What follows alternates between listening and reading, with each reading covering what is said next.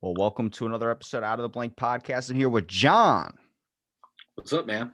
John, please enlighten me and the audience a little bit about yourself. So, a little bit about me. Well, I am currently in the Marine Corps. I've been in the Marine Corps for, oh God, 18 years almost. And I'm about to retire here in a few years and move on to greener pastures. That's the day job, though. What my passion is movies, is film. I actually teach. I live in Maryland, and I teach people for a living how to film and how to take photographs for the military. And it's great. It's brilliant. Um, so, like, my hobbies are, I have my own podcast called Blood, Sweat, and Popcorn, where I do something like this. I talk to somebody about whatever movie they want to talk about, and I also write reviews for two websites that have been published on IMDb, and I also have a YouTube channel where I'm currently doing a 2021 film challenge where I watch a different film I've never seen every day for a year. So I'm like in weeks, about to start week 7 of that. So it's not as easy as it sounds. So because I'm touching all types of genres. Like, I'm not just doing like what the guy action bullshit that we all like to watch. Yeah. But like this last week I just watched movies from the 1940s. Oh my God, the time period though. Is it watching those compared to now? Is it like easier as a film kind of review critic guide? You have to kind of look at that like like I gotta watch it to see how far we've advanced. For a lot of people, as soon as the dude comes on screen and the words don't match the lips, unless you're watching like a Japanese film, it's a no. So it's funny you say that because you look at like the context of when these films were made, like when talking films, talkies is what they used to be called actually, when they first came out in the 1920s, and the progression of cinema since then. And like in January, I did a week of 1930s films, and then next March I'll do 1950s, and so on until we catch up to present day at the end of the year. Excuse me. And it's funny because like you listen to how people used to talk to each other, and of course we all know movies are bullshit anyway. People don't really talk in real dialogue like how you and I are conversing right now. You In mean with films. stage presence like Captain Kirk in Star Trek, where you're like, those are some really long pauses and our ship's about to explode. Like, Yeah, I mean, well, yeah, it's stuff like that. It's just everyone came from radio, so everyone has these radio voices. Like, yeah, see, no, no, no, no, no, and that's how they let their voice flow, and it sounds very unnatural, very robotic. When you stack it up to, like you're asking about, like today's films. So it's interesting dichotomy to see how we told stories, or how stories were told, and the values of morals that were really present then compared to like today. So, for example, like I watched a film this past week from the 1940s called Adam's Rib. It was about a married couple. One was a DA, one was just a normal lawyer, and they ended up defending, end up being opponents in court, but they would go home at night and like be a couple. And it was just like, you're a woman, you don't get to tell me how to live my life. It was like very like, oh wow, this is how it was back then. And and I watched some stinkers too. I watched this. I'm a big horror movie fan, like a huge horror movie fan. So I decided, let me watch some of these horror classics, right? Like, so I watched the old Dracula, the old Wolfman, and they're fine. They're not like amazing, but I gave them the benefit of the doubt for when they were made. And I saw one yesterday called "I Walk with a Zombie." Oh my God, the worst movie I've ever seen. It was so hold on. We bad. got to understand one thing here. Every movie Uh-huh. I ever love, people fucking hate. I don't know why. I mean, I can give you probably, here's a great example. I'm going to toss out a couple of movies, and I Sure. guarantee you're going to say those are complete pieces of shit. Okay. Be Now, surprised. Hit me. okay. So Green Lantern, great movie. Ryan Reynolds. Yeah. Um, so You you kind can, of teed me up real quick. you can be honest about it. Come on. A lot of people So don't like it. here's the thing. I watched it. I did see it. I'll never judge a movie I've never seen. That's one thing I do not do, because I think that's unfair to the film and all the people that worked hard to make it. So I know people don't just wake up and I'm in a movie. But there's definitely a film where I watched it. I walked out of the theater back in the day when we could still do that, and I walked out. I'm like, I don't really feel like I need to see that again. I saw it. Okay, Ryan Reynolds is fun. And here's the thing: it's also about perception. Like, what do you get out of the film? Like not you personally, but like, what does anyone get out of the film? If you enjoyed it and you got something out of it, and it has a rewatch value to you, and you're like, hell yeah, I love that movie, then that's all that matters. Does if it doesn't make $1 million or $1 billion or not on the top 10 list or win a bunch of awards, who gives a shit? It's your opinion. No one else's fucking matters. Well, like I took a little bit like photography and filming stuff when I was in school doing communication arts, where we would make like funny Mm. senior videos and remakes and stuff. And you realize how much fucking work goes into that. I mean, even if it's like a horrible movie in society standards or what Rotten Tomatoes says that Norbit's at like a 3%. Fuck that. Norbit was amazing movie. Eddie Murphy playing all those characters, but like what they're basing it off of and all these types of things. I'm like, I never agree with people's reviews and stuff. It's not like I see their point. I see why, but like any movie to be terrible where someone writes like a 50-page review of like this movie was complete trash. I'm like, it took, like you said, it took time to make. It's not just like, I'm going to fucking throw this up on the screen and see if people, whatever, like throwing a bunch of pills in someone's mouth, like see what sticks. That's the dosage. No, it's like, they took time to make that. It took camera angles. It took a lot of money. It took this. It took that. Yeah, there might be something wrong with it, but to say that it's a horrific piece of trash, I'm like, nah, it's not me. That's And that's okay. And I totally agree with you. Like, just because like I really like this one movie and you don't, take whatever movie, doesn't diminish the value that I have of it. Um, and vice versa. Like, I honestly have never seen Norbit, but also it never attracted me to watch it, so I don't have an opinion. Now I love Eddie Murphy, and I grew up watching Beverly Hills Cop, Trading Places, like the classics Eddie Murphy was in, and he's had a few fun ones since then. But it's sometimes you can kind of like have a feeling about a film, like, will I enjoy this when I watch it? And sometimes your gut reactions are right. Sometimes I've been proven wrong. Films totally just put me in my place before, and that's okay too. I think sometimes you actually, just see the title of a movie and you go into it and then you get surprised about what it's about. Like I went with my grandparents when the movie Death at a Funeral, you ever seen that one?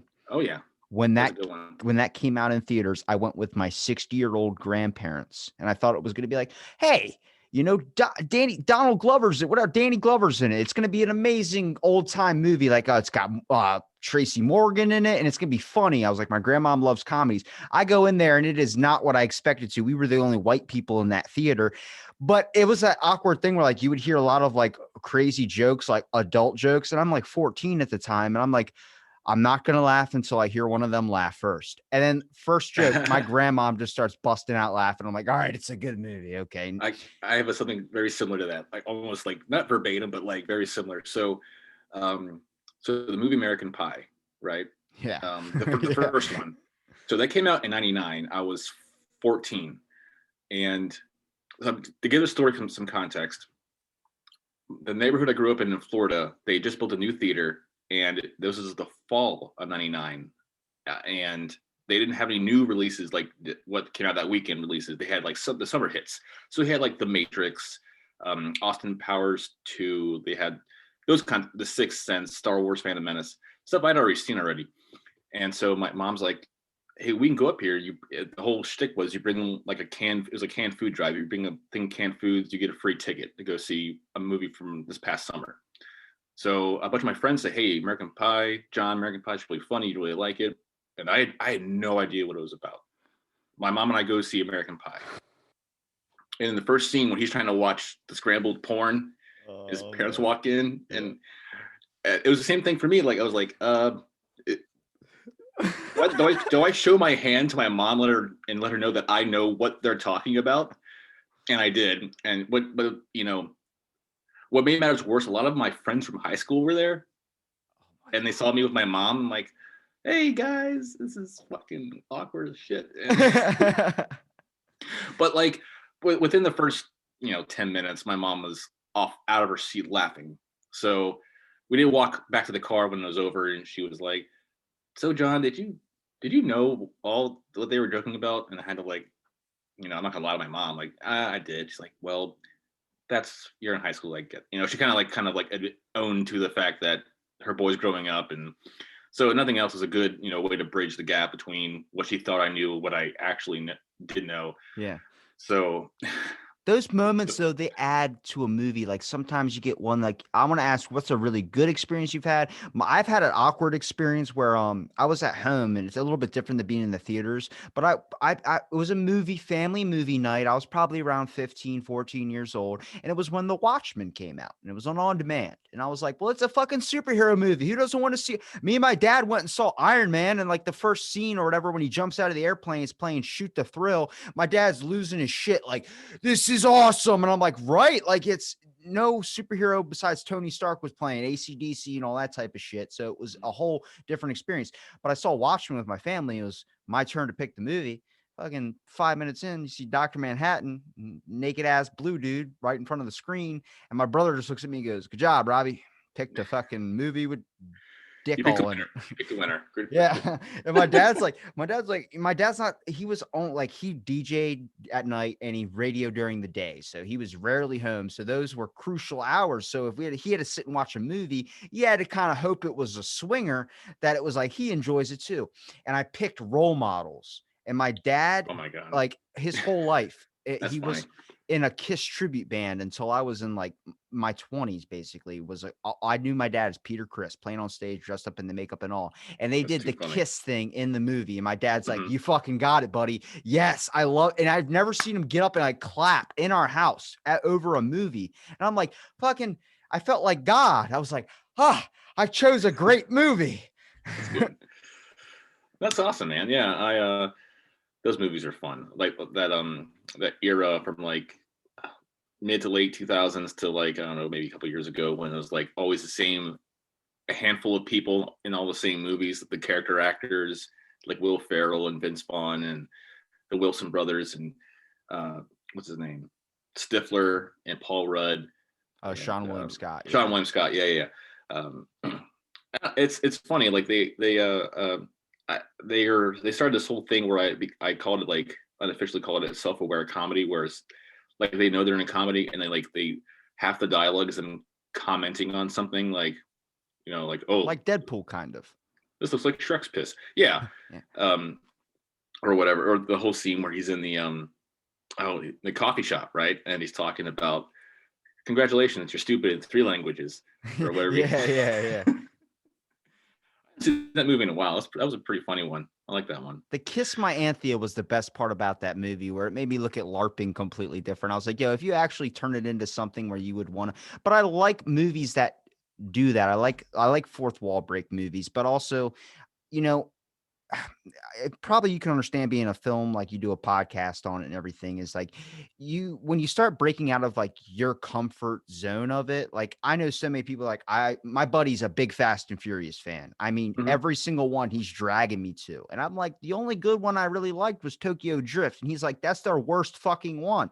I'm like, no, to me, that's the most realistic, because I'm looking at these types of scenarios. Like my checklist is, a dude is moving to a whole nother country around people he doesn't know, where he's going to be the minority. And in the real term of things, in like this country, he would be the main, he wouldn't be a minority, being white or whatever, but he moved to Japan or moved to Tokyo, whatever.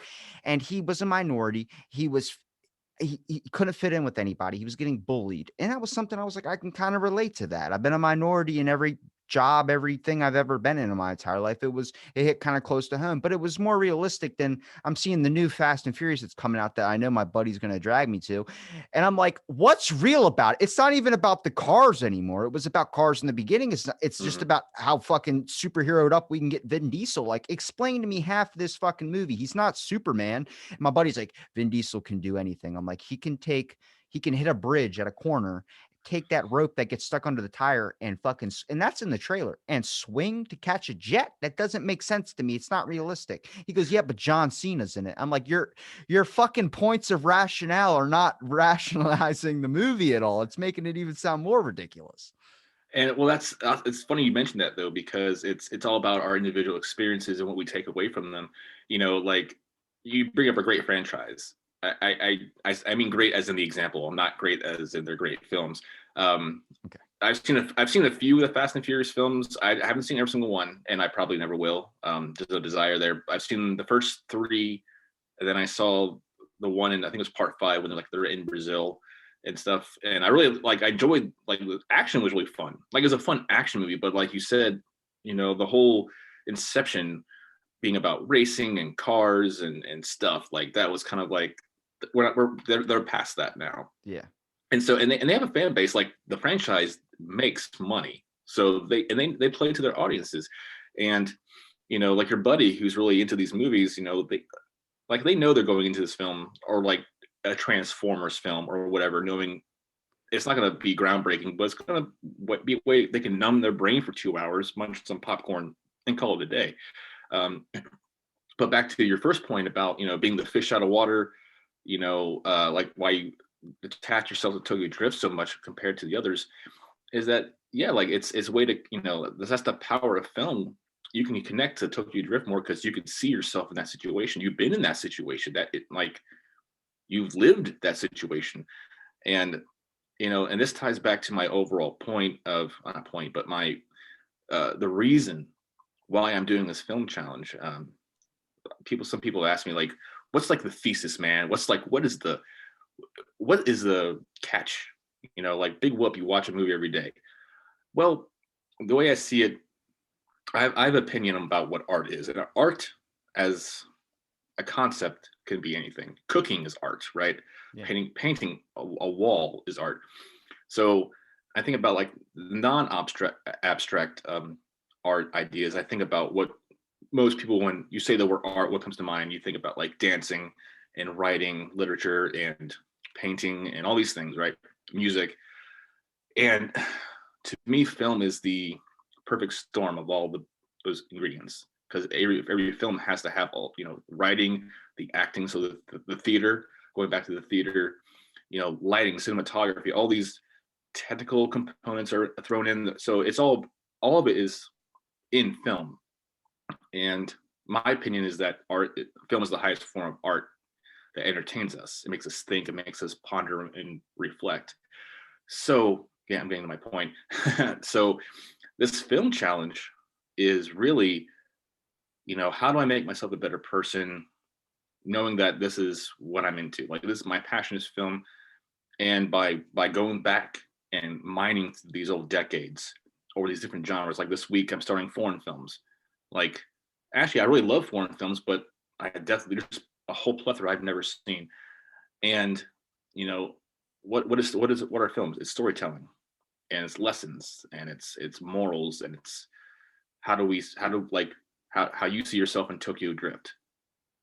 That's that's nothing that's not important. That's something that's very crucial, because you grow your empathy with that character because you can feel that what that character is going through. And so the whole point is, in this film challenge, if I can watch all these different films and really cover a broad canvas of what cinema has done and how it's developed and what it's shown the world in all this time, then that'll ultimately make me a better person, and I can share that with everyone else. So that's also why I'm doing the YouTube part of it as well, so I can share my thoughts on, why it's important to me, why I think it could be important to other people. So Yeah, because you'll come across like some podcasts that do like a movie review or do whatever, and all they fucking do is critique the movie like it's shit. They should have did this. They did that. Oh, I'm seeing fucking this and this and this, and I'm like, I get it with Bird Box. That movie horrific, only because the first 10 minutes I was enjoying it, but I had to rewatch it again because I had somebody on this podcast whose buddy wrote the book and actually got the movie deal for it, and I was talking shit on it to him, and he was like, hey, that's my buddy. And I'm like, fuck, I can't use that example anymore. But it's that first 10 minutes, it really got me, but it's so hard for me to get past like a certain actor. Like for me, Sarah, what's her name? Sandra Bullock, dude, mm-hmm. not fucking happening. Not happening with Jerry Seinfeld. There's just two actors I just can't deal with. But when you look at a film and like to break yourself out of the zone, like when I was a kid, if you would have been like, hey, date night with Steve Carell's on, I'm like, fuck that. But I'll look at it now because I'm like, everybody gets something out of this. And I want to see what that aspect of what people get out of this. I like it when it's not too fantasized up, like Fast and Furious. I stopped maybe 6. Like that was where the belief for me was like, no, thank you. Only because like when he ran that car into Jason Statham's car and they both get out, you see him like hurt. And I'm like, oh, I know what that feels like. You ever hit your back really hard and you're like, oh, fuck. Like there's that. He captured that. But then the rest of it's just like, okay, we're in a plane now and now we're skydiving with no parachutes, but I'm going to get into this car and hopefully the car lands and then it won't explode or anything like that. Like it just started getting so like Mission Impossible with Tom Cruise where I'm like, it's supposed to be a car movie. Like I can't really buy into it now. But then also there are few movies out there that have literally affected a general population. I think everyone works off a template when it comes to most movies nowadays. Like Marvel films kind of go off like a little bit of the comics, but more like the same kind of template, war movies, same type of thing, unless they change it up with adding aliens in it. But you look at Avatar. That Mhm. movie is the really only movie that has impacted people in such a way that has caused a severe amount of depression because people saw this new planet that they were coming to and they saw what happens when human life hits it, completely ravaging the planet, where there were a lot of people that were really depressed over it, that were just like going into, and people fight the argument Star Wars too. And I'm like, Star Wars has an impact in culture, sure, but not to depression where someone's like, people just ruin fucking everything. And you come out of the movie holding your fucking head like, what's wrong with the world? And I'm like, that to me is, I believe, things that all movies hold or something that somebody can pull out of that. And I want to find out what that is for each person. That's why I like hearing individual experiences like yourselves when they're doing a podcast about it, because I like hearing, why are you watching this? What are you seeing this? What are the perspectives you can see that aren't your own? You know what I mean? Yeah, and yeah, Avatar. That's an interesting example. Basically, it's Fern Gully on crack, right? It's if you've seen Fern Gully, you've seen Avatar. But um, I never really read the reports about people walking away from Avatar feeling depressed. I can certainly understand that. Because Avatar is not a very happy film.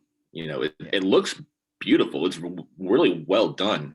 Definitely kudos to James Cameron and his crew that made the film. Um, and I know it made like all the money. It wasn't until this last Avengers came out that it was sitting high and mighty atop the box office records. But yeah, sometimes it takes almost cataclysmic events like not cataclysmic I guess, but like events where we really see how shitty we are as human beings, and we see it in the context of a story where it's like, wow, we would do some bullshit like that, wouldn't we? Yeah. And and so you walk away like, are we really the bad guys in our own story? Like, are we really those kinds of people? And but that's the point of it. It gets you talking, it gets you thinking, like, and if it helps one person like make a better decision, or if for themselves or for the society as a whole, then that was a chore to get out. Then it's going to be worth all the time to go see it, all the time that they spent making it.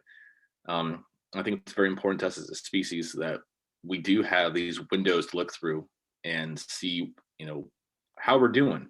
Let's just check in, see how the human population responds to stories about, genocide or moving in and to a foreign place and just to take over its resources because fuck you, we can. Yeah. Like, it's, I don't know.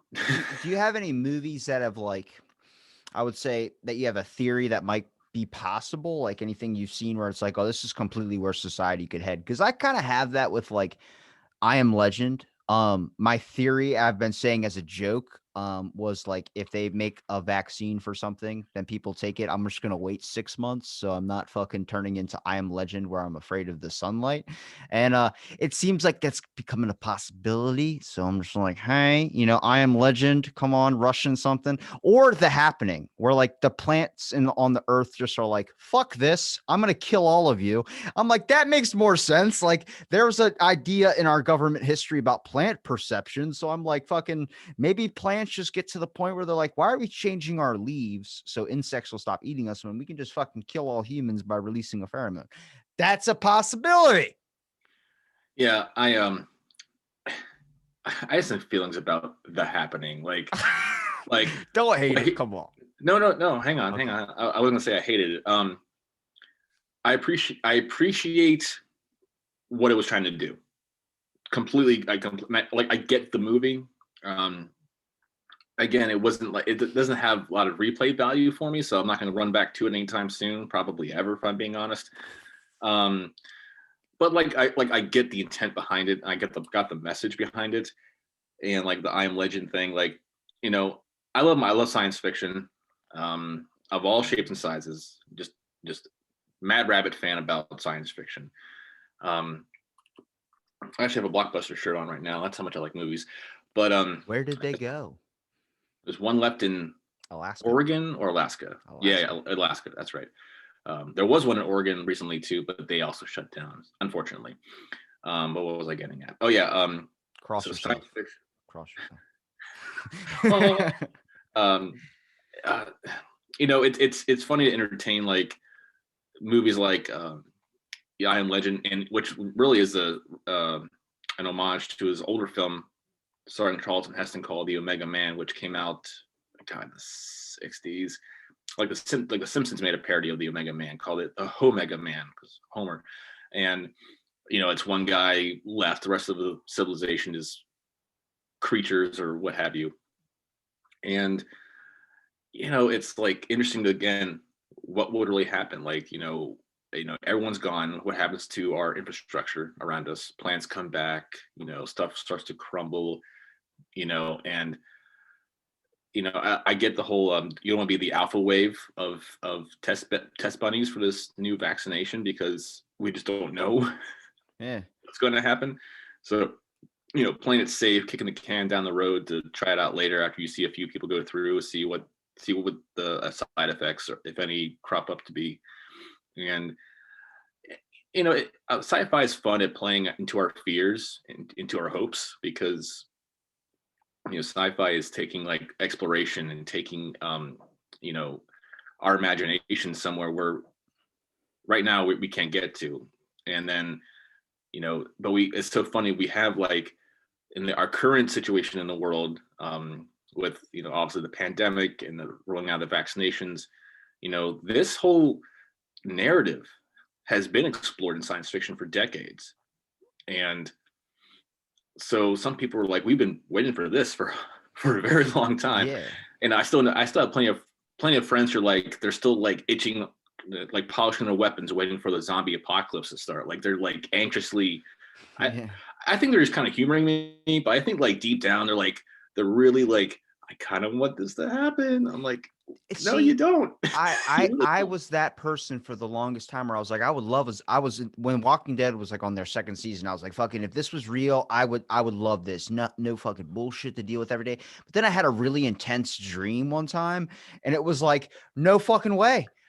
If I was going to put myself in any movie, I'd be the fourth person dead. That's fine. I'm okay with that. I'm not going to be the guy that's going to make it all the way to the ending. But the dream was so intense to me. I remember I had a podcast with a guy who talked about The Walking Dead as his podcast. And I was like, everybody's got a plan for the zombie apocalypse. What's your plan? Dude, he gave me this full on speech for 30 minutes. Then I just go, what happens if they aren't the zombies that you're planning to be zombies? He's like, what? I'm like, Left 4 Dead zombies. You got one with the giant fucking arm, and you got all these other ones that have all these crazy mutant powers. Zombieland 2 was about that. They evolved to T8, whatever the hell they were off Terminator. They could dodge bullets and shit. I'm like, imagine if it's those type of zombies. Then your whole plan changes. What happens if they can swim? Like, you're fucked. There's no, and then he just his face shattered. And I was like, I'm sorry, I didn't mean to do that. But like, there's what you mentioned about like plants kind of coming back, and like, you see like as like mankind's like hand kind of gets pulled down a little bit and plants start to regrow, things start to kind of revert back to the original state of things. That just happened recently with Hawaii. Tulsi Gabbard, I was listening to a podcast with her on Joe Rogan, and she is from the state of Hawaii, but she was talking about how 10 months of being locked down inside of your house has been amazing for the oceans down there. The coral starting to grow back. And from someone that's been to Hawaii a couple of times, the biggest fear down there was tourism because people would just stand on top of this coral and it breaks off and dies. And then sooner or later it gets pushed back. I mean, there's a place called Hanama Bay. It's a fish reserve. I went there when I was 14, then I went back when I was like 19. Completely different in those 5 years. I mean, when I first went there, the coral, it was right to your feet. You could go right into the water. There's coral. You could see all these wonderful little plant fish life. Next time I went 5 years later, it was so far back. You had to swim almost like half a mile out just to be able to fucking see the fish because they all got pushed back from people just crushing and breaking and mankind coming in and kind of taking this fish reserve back piece by piece by piece. And after 10 months of being locked down in Hawaii, they started seeing all the fish start to come back and the regrowth of coral. And I'm like, it's not fucking, it's horrible that it took this to bring that to happen, but it's amazing to hear that like life will, come back, once we stop. There's certain things that key factors that came into our heads where it's like, hey, maybe we should slow down on certain things and see the regrowth of things. And we might be able to like kind of restart, I would say. Yeah, it's interesting. Like I didn't hear about that, about how like the coral was receding in Hawaii and how it's making its way back up. That's brilliant. That's amazing. Um, when gosh, it must have been like last May or June. After a few months of when we all really had to settle down with this whole lockdown thing, like the smog emissions were dropping. Like the air started getting more pure. Especially more heavier populated areas like Southern California. But some of the indexes were reading that like, the purity in the air was improving. That's because people were just like shut in, and it was like our lack of a footprint was in a few months had made such a difference. Bad for the economy, good for the environment is what the saying was. It would be interesting to think like what would have happened if I mean, I'm not trying to like turn this into a whole pandemic thing, but like what would have, if we really like that they gave us like 8 weeks to prepare for a complete 2 week. I mean, everything is shut for 2 weeks, but they have 8 weeks to prepare, deal with people in hospitals, deal with people in prisons, deal with people who can't help themselves, get all that stuff figured out, resources, schedules, whatever. On this day, we're going in and we're not coming out for 15 days. Fuck you. And, just to stamp out everything, it would be interesting to see what those 15 days, what would have the environment would have looked like with like, I'm thinking zero imprint from any human. Would that ever have happened? Probably not, because that's almost as a pipe dream, honestly. But yeah, it's just interesting to think about, like you're saying, like with the coral and with the air, like, we suck sometimes as people because we're fucking everywhere. So you're gonna say something? Sorry. Yeah, it's crazy because like you look at like everyone's talking about like we're about to touch down on Mars. We're about to like can't wait till we colonize on there. It's like, yeah, colonizing on another planet would be like if everyone left and then it was just like you had maybe left a few people down here on Earth or whatever. You get to see the whole plant maybe regrow and try and fix itself for a lot of things. I watched a documentary on Bill Nye's new show. Fucking fantastic, man. That thing, it aged with me. I love that because watching him as a kid was like, the more you know. And then he's like, hey, and he sets a globe on fire. He's like, we're fucking up the earth. He goes, I taught you when you were kids. Now you're adults. And I'm like, he aged with me. I love that. But when he was showing like there were parks and there were all these things that were like overgrown with them that hadn't been touched in like 10, 15 years after like horrible accidents where people just had to leave town because it was just so bad they couldn't live there anymore. You saw these metal playgrounds that were covered in moss and vines and all these things. And he goes, when humans are gone, this earth, there'll still be these marks of us here, like obelisk or whatever the hell. Mm-hmm. But plant life will grow again. The earth will try and bring itself back to a state. And I'm like, that's where everybody's thinking, like, maybe if we leave this planet, the earth will grow back. I'm not an environmentalist. It's a good fucking movie pitch. But at the same time, like, there's going to be those people like myself that are like, hey, we're not the only fucking people in the galaxy and the solar system. So we go to Mars. I don't want to be like Prometheus where fucking some dude comes back and he's got black eyes and you're like, hey man, what's wrong with your eyes, man? He's like, oh, I touched some mud when I was on Mars, and now and he just fucking explodes and goes all over the place. Next thing you know, everybody's fucking zombies or all this type of shit. I'm like, I'm just saying, we have movies for a reason. The reason why they give us so many alien movies is the theory is one day when we do discover, like with the COVID bill that just passed, that aliens are real, or we do have identified flying objects, whatever the hell it is, that we would be normalized by all the aliens we see on movies, that maybe if we do encounter aliens, we won't shit our pants on the concept of, hopefully it's the small little guys where we could like drop kick them or something, not the big fucking things from the movie Alien that impregnate you and rip out of your chest in like a month. That's fucking horrible. You know, it's all it really is just having respect for stuff that's not yours. Yes. like if you go to another planet, you see something that's living, don't take your stick and fucking poke at it. It's like look at it from far away, admire it, take your little fucking photographs and fucking bounce, man. Like there's how many examples have we seen where this does not play out well? Like all of them. Like what do you mean? It's like the Simpsons movie where they see the squirrel and he's like starts jabbing the eyes. He goes, "Hey, jab one more eye. It's a federal offense." Yeah, like yeah, that's funny. Freaking God. But it's crazy to see those perspectives too. And another perspective that really hit me, and it kind of relates to Hawaii a little bit. I went to Pearl Harbor, the museum that's out there. Mm-hmm. What's not a reserve? It's a fucking the Arizona that's still there. It's a memorial, yeah. And that's really close to Japan or whatever. I forget. I think it's Japan, right? That's closer to them than it is, I guess, where I would be on the East Coast. When I was over there, there were a heavy population of Asian people, and we're on a memorial for Pearl Harbor. And you just saw all the Americans get so tense and so pissed because to them, it wasn't something that was so impactful to them. Like I was with my grandfather, and my grandfather was like, I can't believe this shit. And I'm like, what? And he goes, they're taking selfies in front of the names of the people that are gone on the wall. Like, and they're acting like it's a fucking playground. And I'm like, it's also the perspective of it doesn't hit them like it does us. It's not their history, it's our history. We are people and it is our shared history, but for Americans it hits really, really hard with us. So when we make a movie about bombing them like Hiroshima or something, my grandpa's like, fuck yeah. And I'm like, dude, like, you understand that's their hell, that's their nightmare. They see that movie and they think that's the most horrific thing possible, but it's a war movie for us. We're like, fuck yeah. It's like Lone Survivor.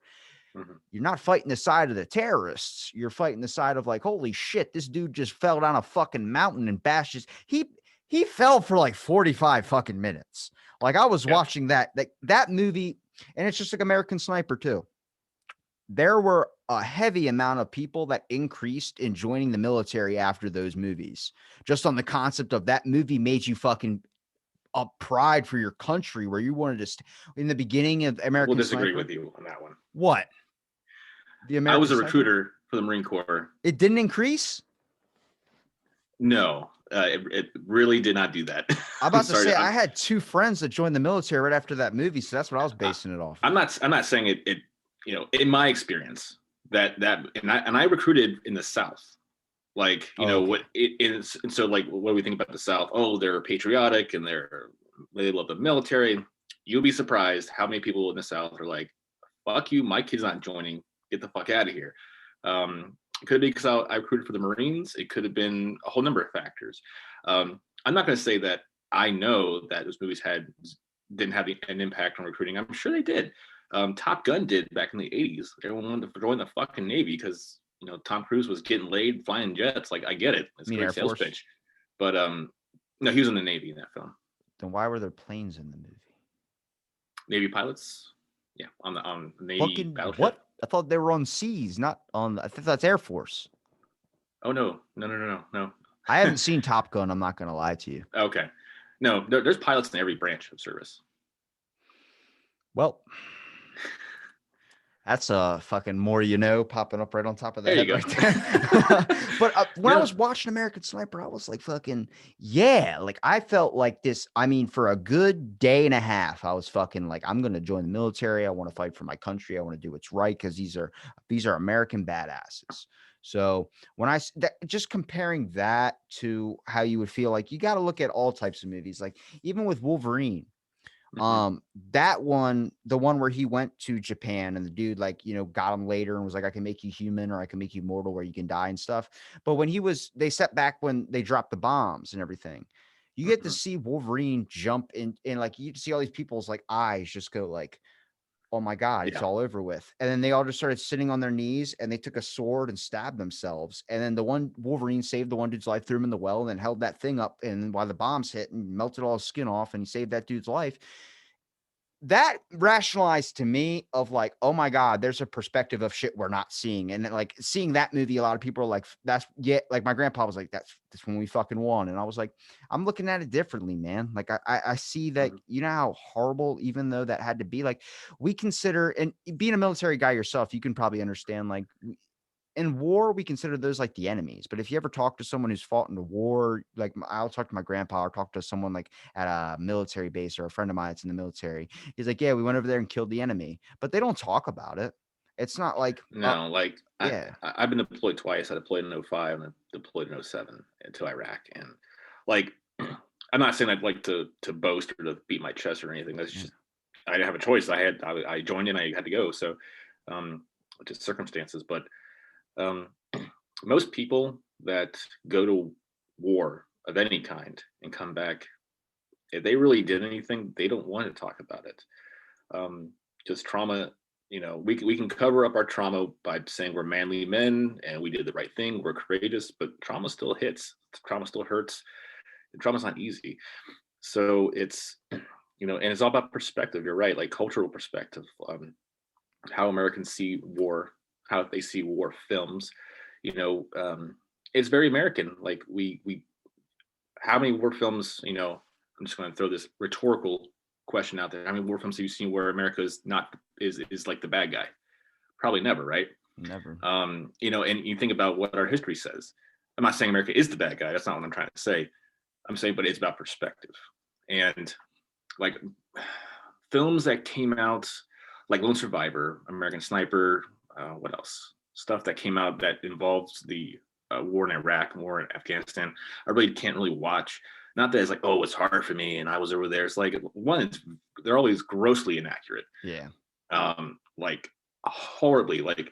But that's because I'm corrupted by my own experiences. Like I know what I'm looking at. To a casual moviegoer, none the wiser. They're there for a good time, and it's all good, and I'm fine with that. Um, so I watched American Sniper. I'll never watch it again. Um, I watched there's only one contemporary war uh, story that I liked. I saw that was Generation Kill. That was I don't know if you saw that. It came out on HBO. It was a 7-part miniseries about the Marines that that invaded Iraq in '03. And I like that because it is excuse me, it is today the most accurate depiction of contemporary military life. And I really tied into it because I'm, Marine also. So all the lingo, like, okay, that's what I would say too. That's what I've heard say. That's what is said. Um, and I appreciate that Generation. I'm sorry, excuse me. Lone Survivor and American Sniper were based on nonfiction books by nonfiction people, real people. Um, Marcus Luttrell and Chris Kyle. Yeah. Um, but it's I like that it shows that aspect of things where I feel like it started a lot with the movie Split. Stick with me, it's gonna be a long walk for a short drink of water. But it started showing mental health in a way where, like, PTSD was something I probably will, I mean, I get that with it. I was killed by a jet ski. So I get fucking PTSD when a jet ski comes at me. That's a lot different than bullets flying and sounds going off and explosions and pops and all these things. But I was able to understand that a little bit more, that empathy factor, from fucking watching The Ranch with fucking Ashton Kutcher when they had Dax Shepard in, and the pots and pans and alarm screams started going off because they were cooking something on breakfast and something was burning. He ran out of the house holding his head like that. And I'm like, oh my God, like imagine that. Like I wish movies would amplify that factor of things. And same thing with Split, the multiple personalities, that type of thing. Something a lot of people, if you say like he has schizophrenia, he has PTSD, people just go, oh, Like there's the stigma to it, but they don't know exactly what that's like. And I feel like having representations in movies that are so closely depicted to what those are like are going to help empathize a lot more with people. Like Invisible Illness. Nobody Hmm. ever talks about those. I hear more people like, "Oh, you lost an arm." It's like, "Oh, okay, I feel sorry. So sorry that you lost an arm." And it's like you feel the empathy from that, but someone says they have like uh fibromyalgia, or they have something like I don't know, something serious like MS, like anything like MS, or something like that, where like their body shakes, their body's in pain, and it's just that experience. I never knew what that was like until I did have an invisible illness where like I had a severe like intestinal issue where I wasn't going to the bathroom for months on end. So like I lost my strength, I lost all this type of stuff. I completely reverted from the person I used to be, and it was like I fucking get it now. If you hit your Hmm. back really fucking hard and you have that like that like I can't lift anything above my head or my fucking arms or whatever, because and it made me have a different look at wrestling, WWE. Hmm. Fucking listening to the Undertaker on Joe Rogan talk about how he's had 3 eye surgeries, he's got fiber mesh under his eye from when he's been kicked in the face by Rey Mysterio, where he can't even see straight out of one eye. It's fucking 3 things at once. Right. Hearing that, I have a respect for wrestling. Hearing stories like those, I think making actual representations of movie like those, even though that might be hard and might not be the explosion, Fast and Furious bullshit everybody wants to see, it's something I feel that's needed, because that'll put a big fucking more of an empathy factor in your life when you're talking to people that might suffer from something like that. You know what I mean? I do, and you bring up a good point, because for many years, like the bigger, um, we'll call them the blockbusters. Um, it's been war films that, or stuff like that, or like law enforcement procedurals that have like the monopoly on PTSD problems, and people like yourself, who draw their PTSD from unrelated issues. Um, you don't really see that as often. Again, in my film journey, it all ties back to this. Oh, yeah. um, I'm just making a joke, but those stories are out there. Those stories that you want to see, that everyone should see as part of equally representing the stigma, or not, or shutting down the stigma rather, and representing people who have multiple mental illness factors.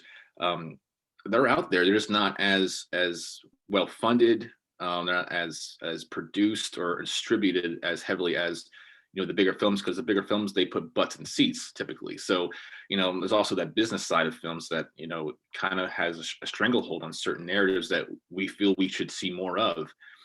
And it's no one's fault really. It's just kind of how the music movie industry kind of organically grew into being like, hey, what made money? Well, let's make more of those fucking things. Yeah. You like, personally, before I joined the military, I got into a car wreck.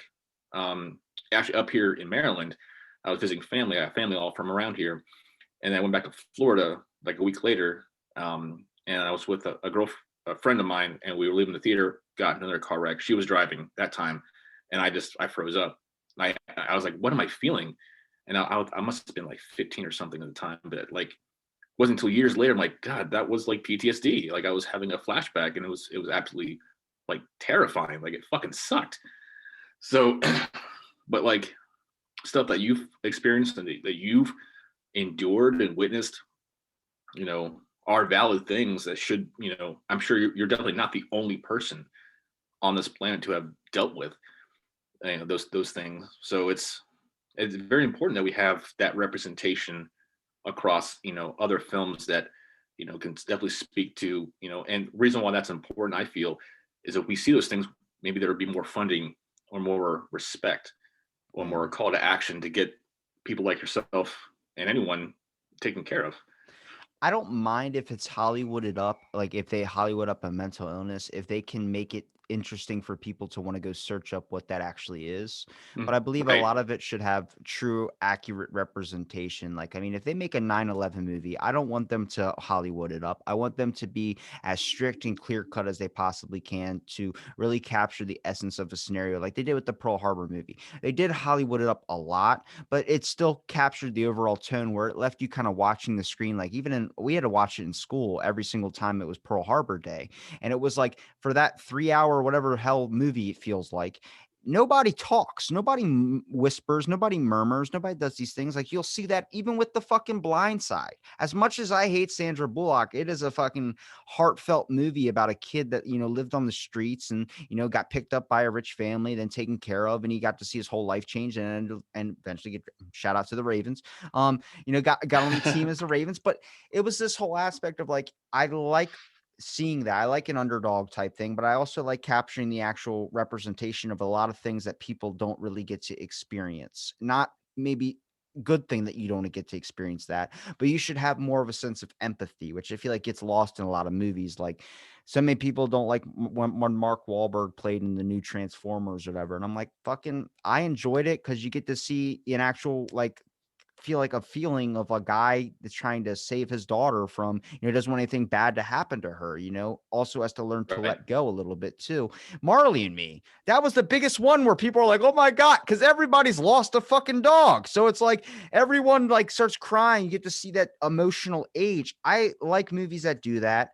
I know I've been breaking out of my comfort zone to try and understand. Like, I'm not a parent, but I try and watch parent movies to try and capture what that's like, trying to get the feeling of like, oh, I can see you've raised something for so long, you have to watch it leave you and stuff. But And those why are do you? I want to ask you that question before we leave it. Why is that important to you? Why do you feel like that's something you should do?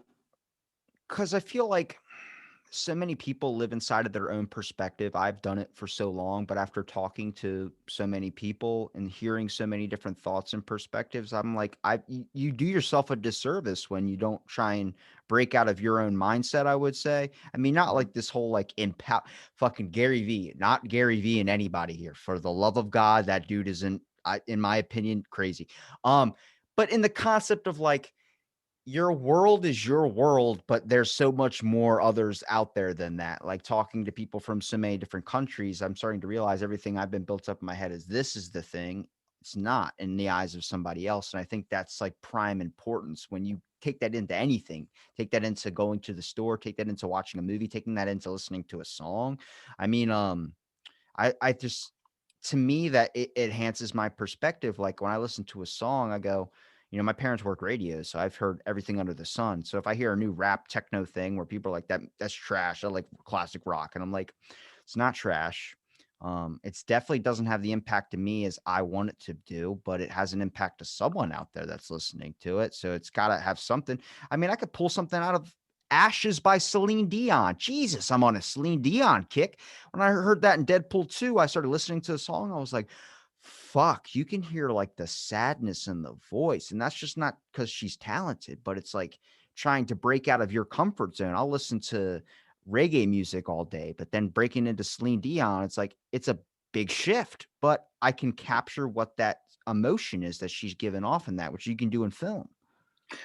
I kind of wanted to ask you, because you mentioned your dad, and now you mentioned both your parents were working in radio. How has that like influenced your your musical palette, your tastes?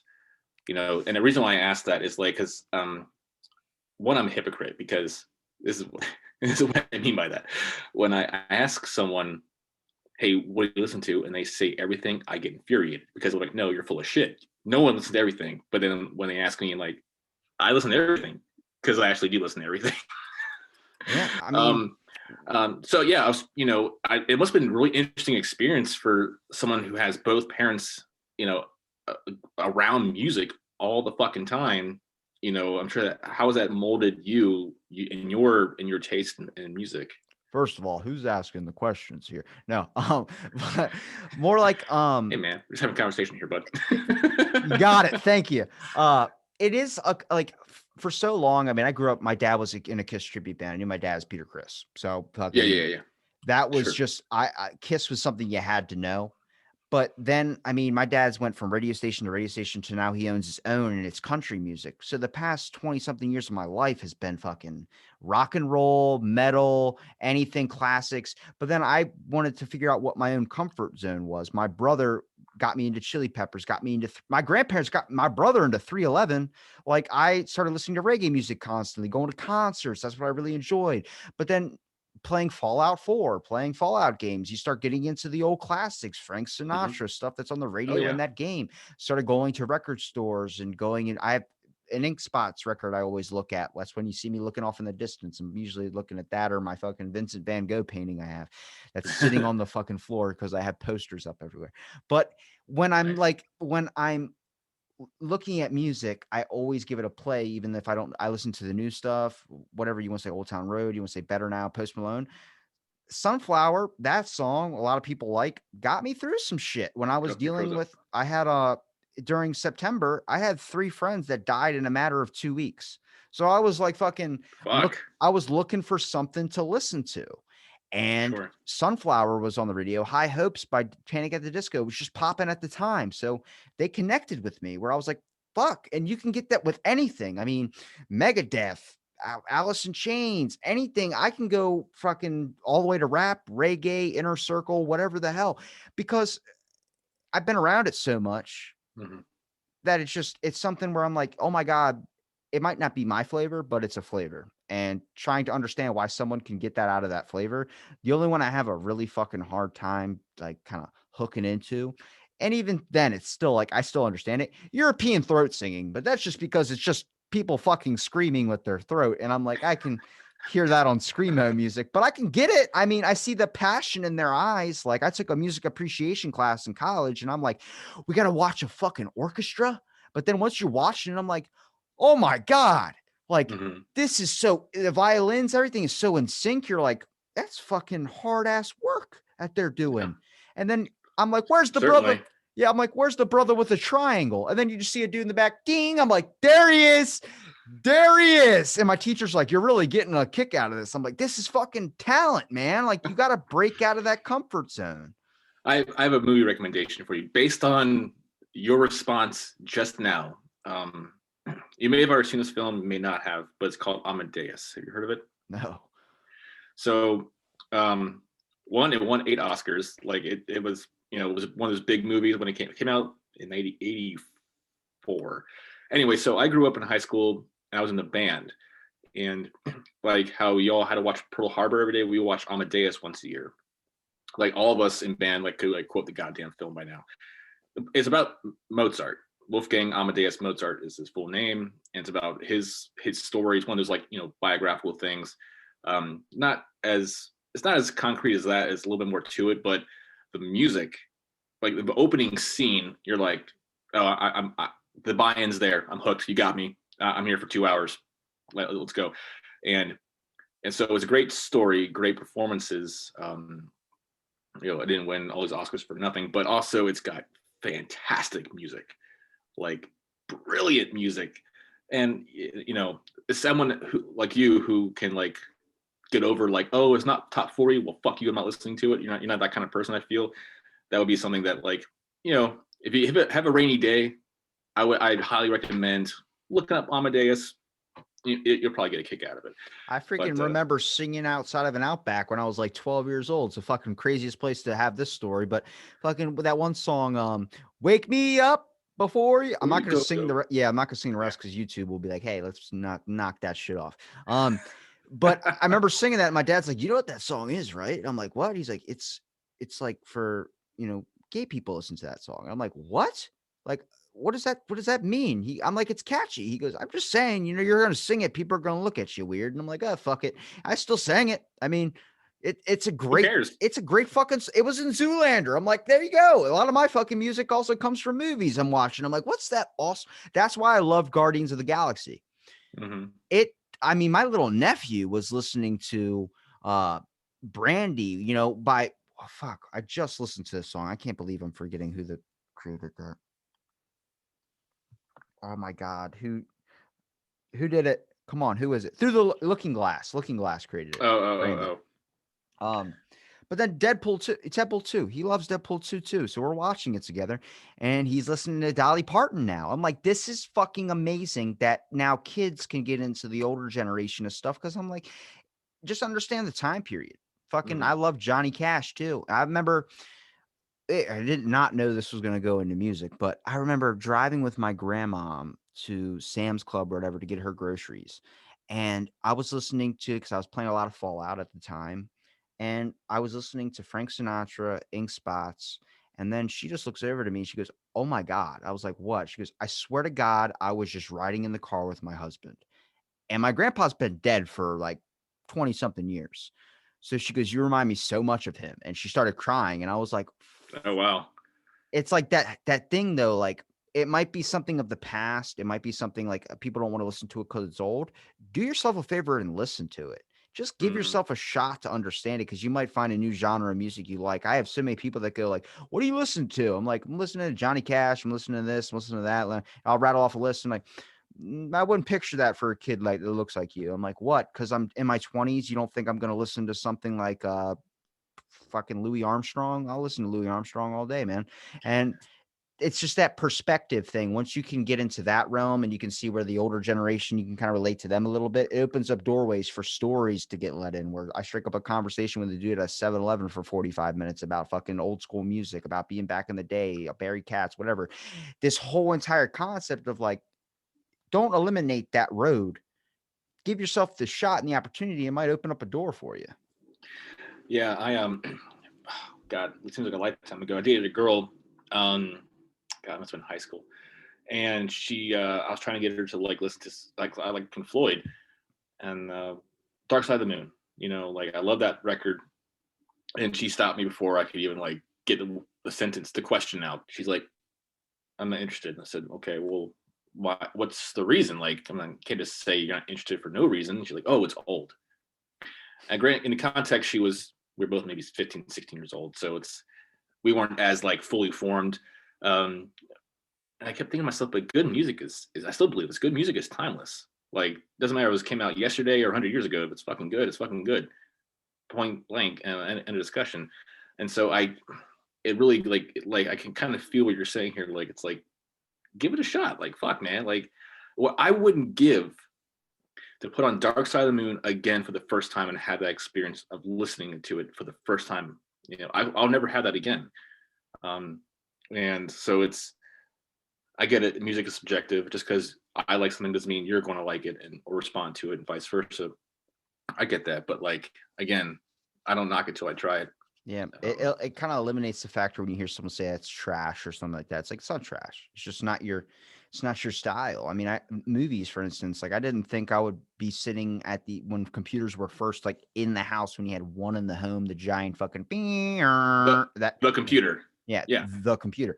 When I remember watching Back to the Future, I looked up Johnny Be Good and I wrote down every single word to remember the lyrics of it and everything like that. And I was like, fucking Dad, did you hear about this song Johnny Be Good? And he's like, yeah, fucking it was big back in the day. And I'm like, where'd it go? And he's like, it just fucking fades out, man. It turns into different stuff. You know, you like listening to fucking whatever Black Eyed Peas were big at the time. He's like, you like listening to Black Eyed Peas? Well, that was like Black Eyed Peas for us. It was a whole another flavor of music and stuff like that. And the weird thing is, being around it so much, like growing up with my parents, they never listened. My dad never listened to radio, not once. Like, just he was like, I get it all fucking day. And he said Yeah, I was gonna say like he's probably just burnt he said when he gets home. the craziest thing to me when we're driving, I'm like, why don't we ever listen to the radio? And he goes, because the world is making its own.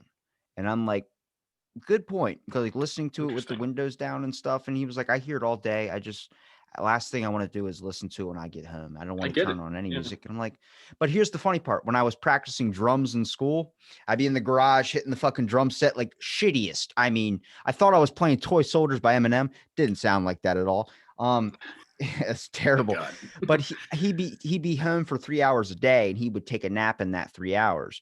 And he would be like, I would be like, all right, I won't play while you're home. He's like, no, it actually helps me go to sleep. And I'm like, all right, fucking hey, man. And it was like that thing. Like he would come in and be like, hey, if you actually do it like this, and he would show me something, then I would work on it. And it'd be terrible for a while. But it was something where it was like, I'm not going to eliminate just because I might not be for me right now. Like I don't want to listen to it. I'm not going to eliminate you from discovering something. And that ended up me getting into that heavily and getting into music a little bit. And I eventually just faded off of it because I'm like, this is fucking tasking as hell. That's your That's guy fine. shit. Yeah. Right. That's interesting. Yeah, I played guitar for a while. So we're all talking about our influences growing up. My dad still is a huge Stevie Ray Vaughan fan. Hell yeah. So he grew up playing The Sky Is Crying and Mary Had a Little Lamb and Crossfire and all these big Stevie Ray Vaughan hits for me. And then I got a guitar when I was a kid and I started playing. And I actually was in a band for a while, like a garage band. We would fucking play metal and stuff. But yeah, I put it down and I haven't really picked it up since, just because it's like my passion wasn't there for it. And I felt like if I really wanted to be good at guitar and make it a thing, then I would want to do it. And I just didn't want to do it. So, that's okay. Like it's, it was fun to like tool around for a couple of years and just, crank out some riffs and like think I was really good. But even though those avenues end up like stopping at a point, you never really truly fully go down them. I still think they're important to your experiences in life because, like, dude, playing Grand Theft Auto, there's a song on Grand Theft Auto, the fourth one with the Nikolai, where it's called Better Than Them.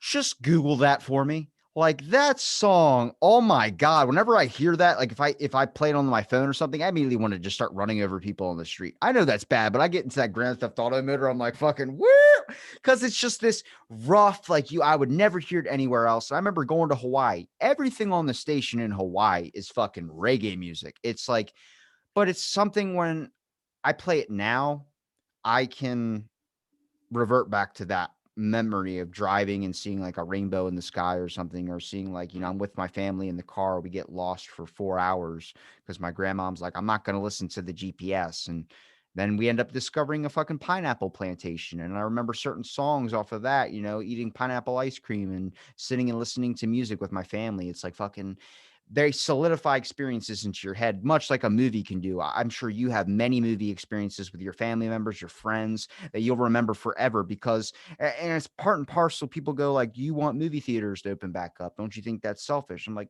movie theaters open up on weekends now, at least down here. But it's not selfish to not want a business to close forever.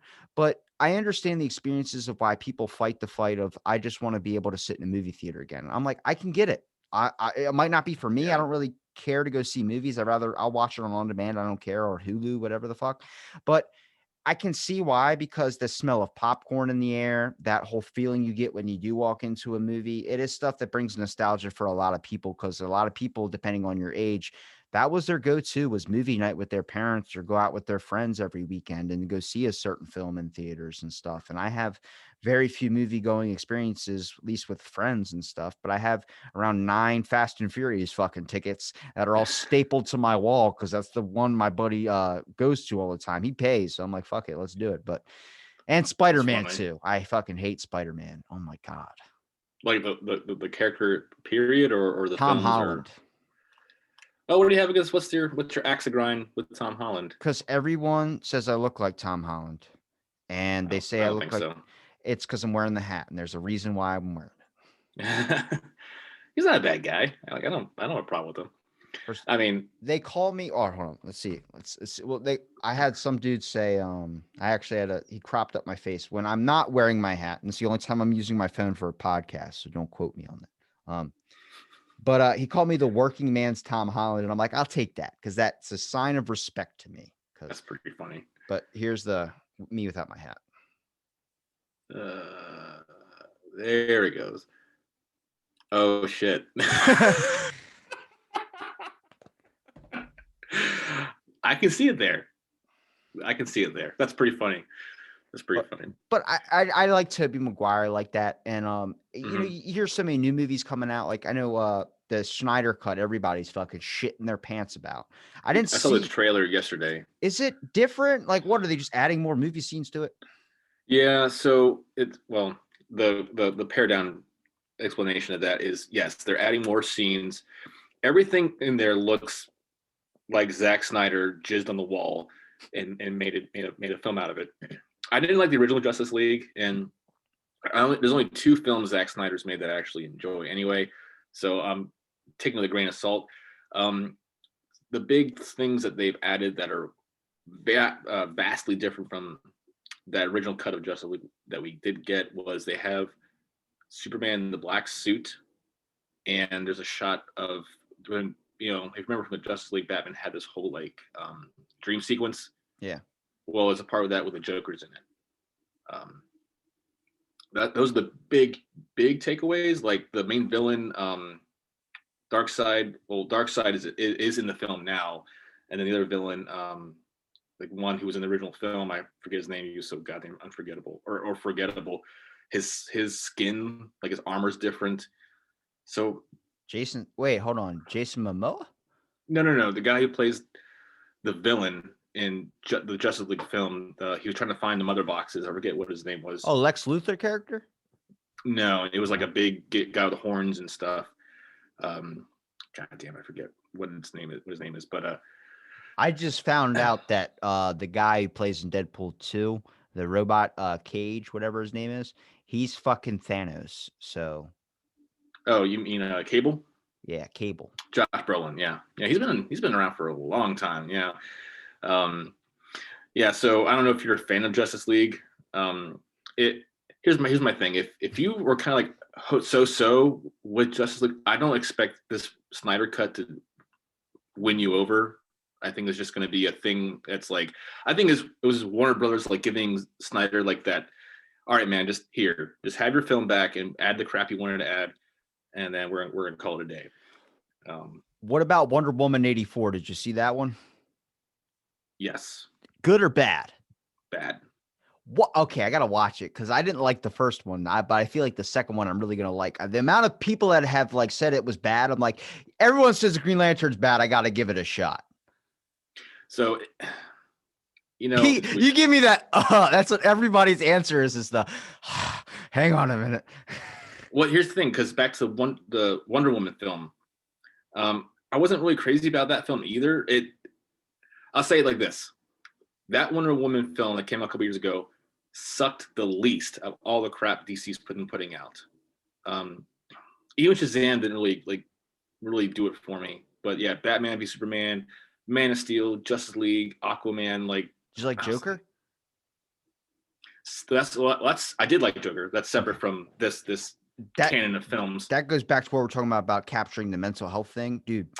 A little bit, right? That was the best. I like Heath Ledger, obviously. My dad's favorite.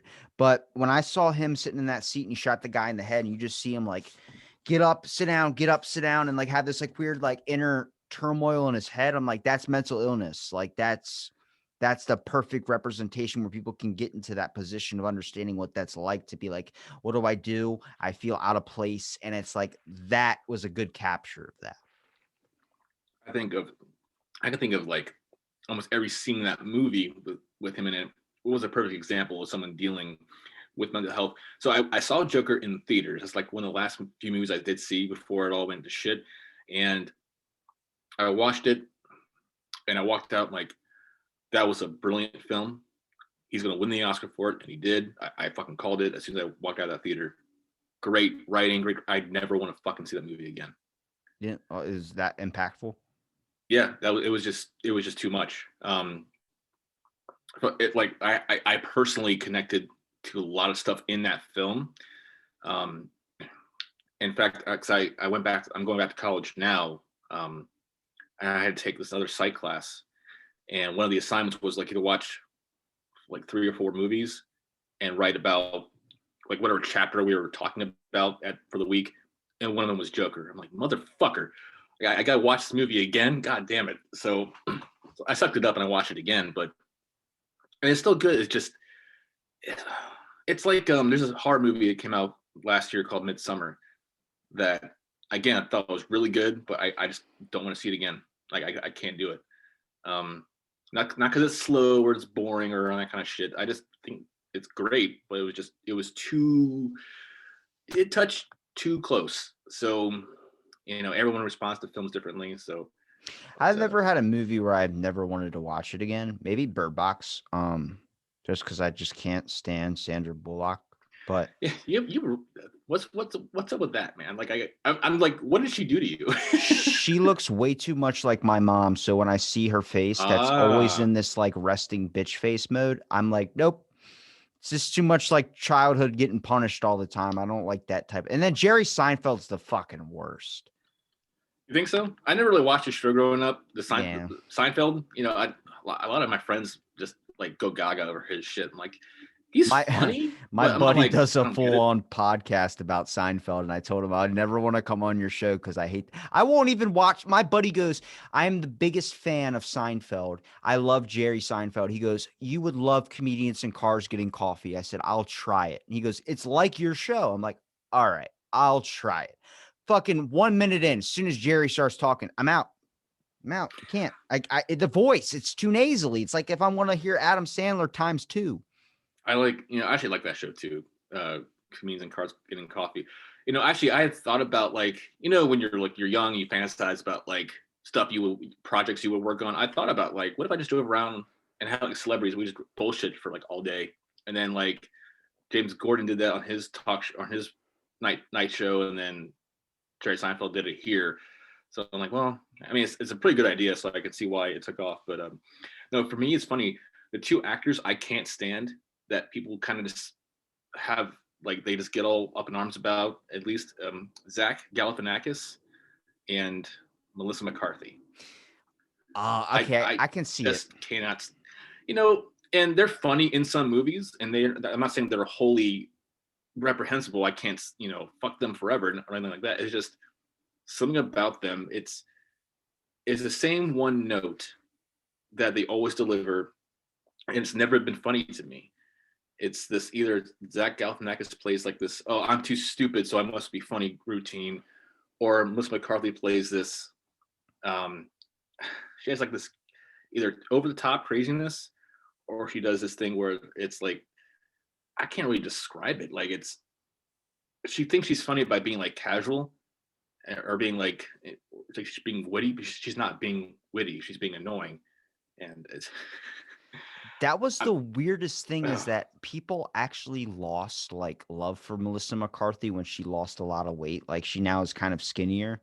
Mm-hmm. People are like, and someone said that the Kevin James, they were like, if you lose weight, you're gonna lose roles.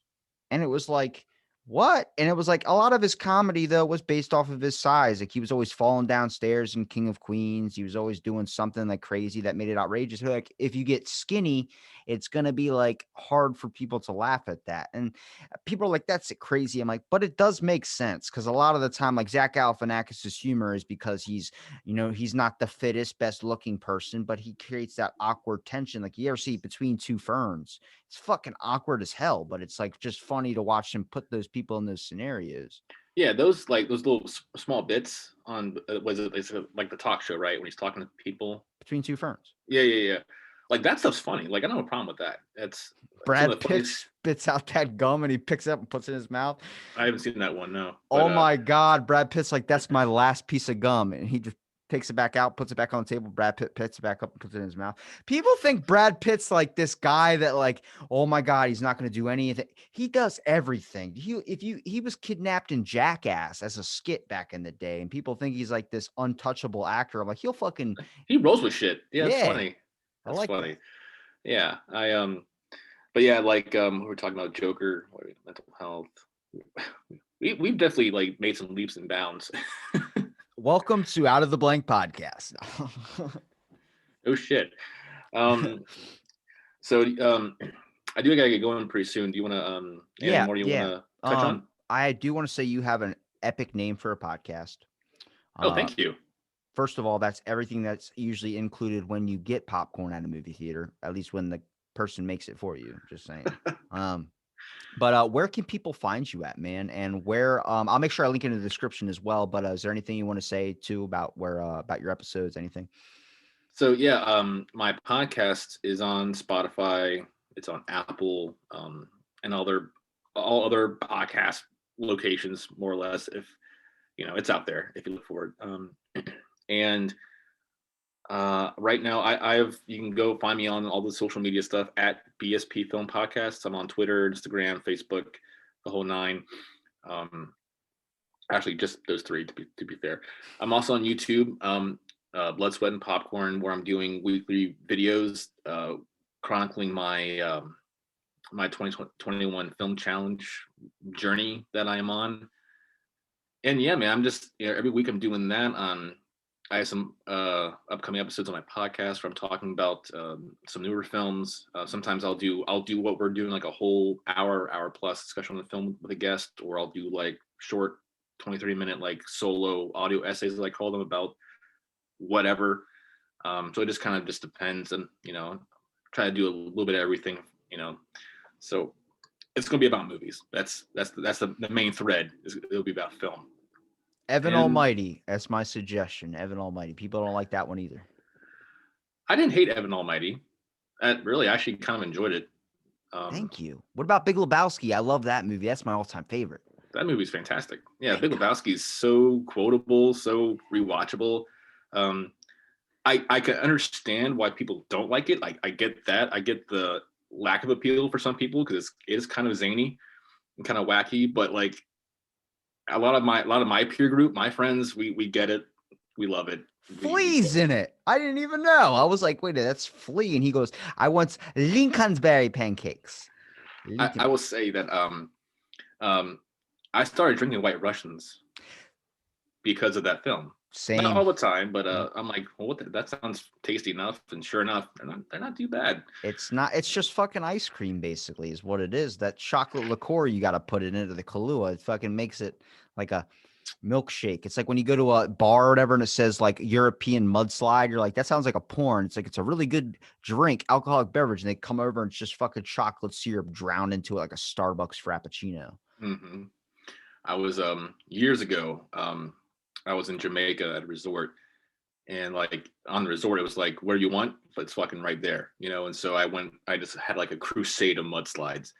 Oh my God. I just went on it was like a warpath of mudslides. They were so good.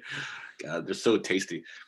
But yeah. Anyway, that was me. That's where I'm at. I'm all over the damn place. Just, if anyone wants to connect, wants to chat about whatever film, shoot me a message like what you did, hit me up. I'm not going to bite anybody. I'm pretty chill. And yeah, we'll go from there. I'll make sure I link it all in the description. And thank you for listening to this episode of Out of the Blank Podcast. And stay tuned for our next episode.